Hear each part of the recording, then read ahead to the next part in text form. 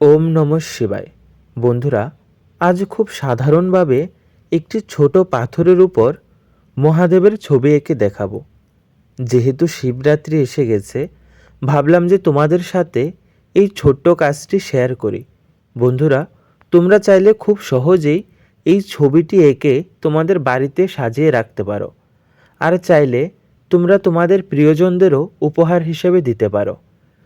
এই ছবিটি আঁকার জন্য আমাকে প্রথমে নিতে হবে ছোট্ট একটি পাথর। সেই পাথরটাকে আমি প্রথমে সাদা রং দিয়ে দেব। তারপর সেটার উপর হলুদ, কমলা এবং লাল রং মিশিয়ে এমন একটি রং করব যেটা দেখে মনে হবে সানসেটের যে রংটা হয় সেটার মতো। এবার সেটার উপর আমি কালো রং দিয়ে মহাদেবের ছবিটি আঁকব। বন্ধুরা, তোমরা কিন্তু ভিডিওটা দেখো, তাহলে বুঝতে পারবে আমি মহাদেবের ছবিটি এমনভাবে আঁকছি দেখে মনে হবে মহাদেব একটি পাহাড়ের উপর ধ্যানরত অবস্থায় বসে আছেন।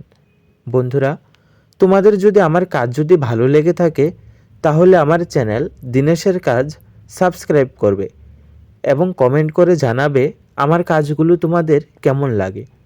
বন্ধুরা, তোমরা হয়তো দেখে বুঝতেই পারছো আমি কিভাবে মহাদেবের ছবিটি এঁকেছি। তোমরা হয়তো বুঝেই গেছো যে এই ছবিটি খুবই সাধারণভাবে আমি এঁকেছি এবং খুবই সহজ।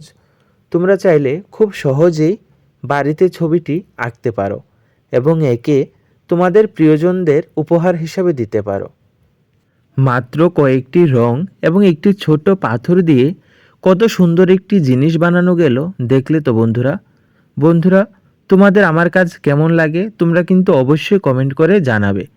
আর যদি তোমরা কিছু জানতে চাও পাথর সম্পর্কে বা আমি কিভাবে পাথরের উপর কাজগুলো করি সেই সম্পর্কে যদি তোমরা কিছু জানতে চাও তাহলে অবশ্যই কমেন্ট করে জানাবে। আর তোমরা যদি কেউ যদি এরকম কাজটি বাড়িতে করে থাকো তাহলে কিন্তু আমাকে ছবি দেবে। মাত্র কয়েকটি রং এবং একটি ছোট পাথর দিয়ে কত সুন্দর একটি জিনিস বানালো গেল, দেখলে তো বন্ধুরা। এরকম ছোট ছোট কাজগুলো যদি তোমরা আরও দেখতে চাও তাহলে অবশ্যই আমার চ্যানেল দিনেশের কাজ সাবস্ক্রাইব করবে আর অবশ্যই কমেন্ট করে জানাবে।